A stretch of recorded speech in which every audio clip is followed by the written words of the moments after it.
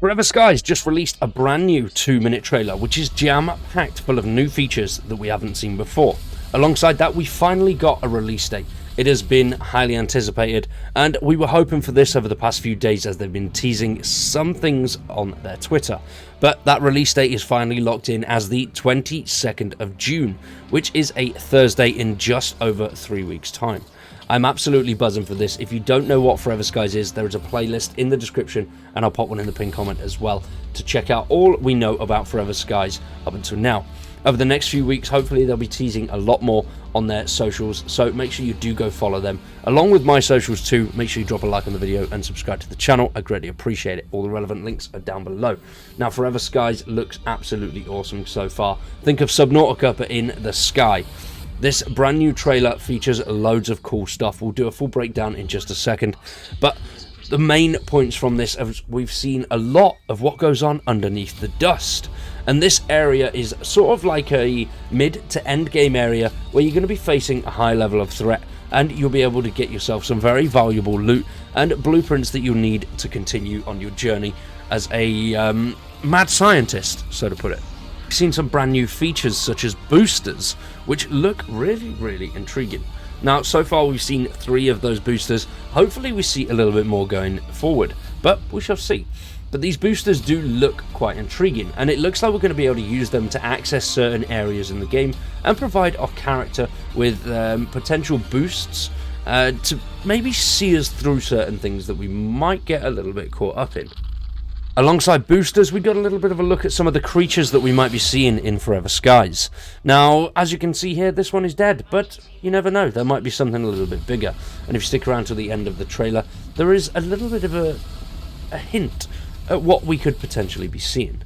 Now, the trailer is just 2 minutes of pure awesomeness. I'm absolutely buzzing for this game. If you are, let me know down in the comments what you think of the new trailer and the release date. Very excited for this one. Let's jump in and have a little bit of a breakdown of the brand new Forever Skies trailer. First off, this shot of the Earth just looks absolutely stunning. I love that. It looks so cool. It looks like there's loads of storms going off. Looks awesome.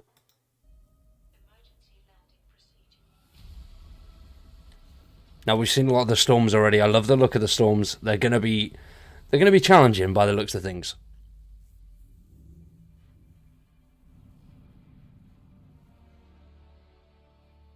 Oh, everything just looks so picturesque. Now, this is something that we haven't seen before, and it looks to be pretty much a bug catcher.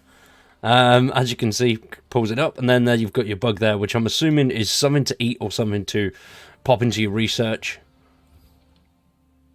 Now, it went into the cooker, so definitely something to eat. Some of the community manager's handiwork there, the shipbuilding. Mr. Greg, if you're watching, legend. I'm so excited for the builds. That's something that I'm really looking forward to. But then, as you can see here as well, we've got some new resources. It's a very short bit. There we go. So we've seen plastic scrap already. We've seen metals, and then there's polymer there, which it looks like gold. That's what I thought that was at first. And then we've seen the crossbow already, which is pretty cool. We'll actually see it in action in this trailer as well. I'm so glad I was right. I knew it. I knew that's what they were for. Now, this is something that we've not seen anything of yet, and that is beneath the dust. Now, there's a lot of things going on in just this bit here in the foreground, but in the background, it doesn't look like there's too much going on, and then there's a fence there. So this could be the way of blocking off certain areas. So underneath the dust, they've already said, is going to be sort of like just open areas, but they're not as open as obviously above the dust, where you can go pretty much anywhere that you can see. These are going to be more sort of little quest areas where we'll come across certain enemy types and new research things, which I like the look of. You'll see a little bit more of that later on as well. Now, yep, oxygen. I thought we'd need oxygen. But this here, I don't know whether this refills your O2 tanks or it filters the area that you're in. I think it just refills your O2 tanks, but I'm not 100% sure on that one yet. It does kind of look like it's just a refill station. There's the crossbow there. So I like that we're going to have natural barriers as well. Obviously, we're going to need to craft a knife to get through certain areas. You're going to need to have certain extractor tools to remove materials and debris out of the way. And then as you can see there with the crossbow as well. Which I like that. I think that's really cool. Oh. Pattern activates its defense mechanism when sensing temperature close to that of a human body. It does not react to lower temperatures. So there, as you can see, we need a booster. Oh, I like that. I don't know if there's going to be more than these three, but we've got hypothermia, endurance, and oxygen boosters. I don't know what those ones are at the top there. But that is cool. Equipping the booster there. That's wicked. Now this caught my attention, because this looks like an enemy creature. It's obviously been dead for a long time. Whether we'll see variants of this that are alive, I'm not too sure. Obviously we've got the weird little furry bugs there.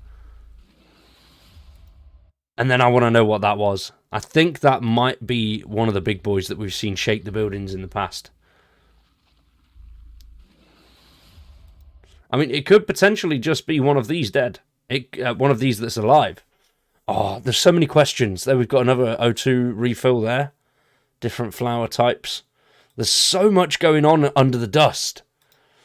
I thought up top it looks cool. There's a lot there. But underneath is just... That's going to be where the action is. There's going to be so much going on. Whether we'll be able to get there early on or whether it's just something that is going to be restricted to sort of late/end game is yet to be seen. Hopefully that is crucial to the story and we can go down there early, at least to smaller variants, less threatening areas than what we've seen in these trailers.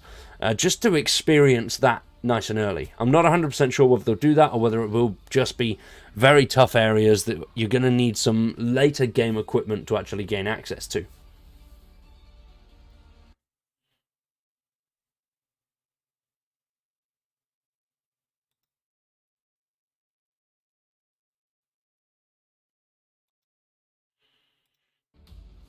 Now, as far as I'm aware, I've not seen anything on the actual elevator shafts where you actually need to input any power source or anything like that to get it to go down to the surface.